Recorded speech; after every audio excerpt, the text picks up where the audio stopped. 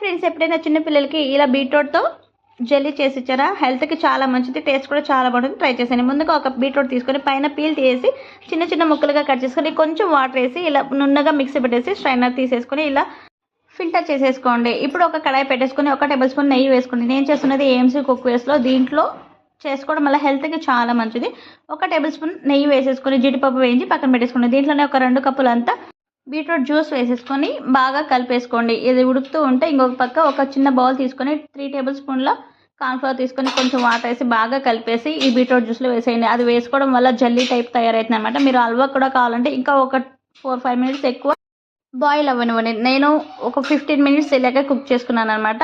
ఇలా ప్యాన్కి సపరేట్ అయిన తర్వాత ఒక బౌల్లో తీసేసుకొని పైన జీడిపప్పు నెయ్యి వేసుకొని పూర్తిగా చల్లారిన తర్వాత తింటే హెల్త్కి చాలా మంచిది. మీరు కూడా ట్రై చేయండి. చిన్నపిల్లలు కూడా చాలా ఇష్టంగా తింటారన్నమాట. వీడియో నచ్చితే లైక్ చేసి, షేర్ చేసి, సబ్స్క్రైబ్ చేసుకోండి. నేను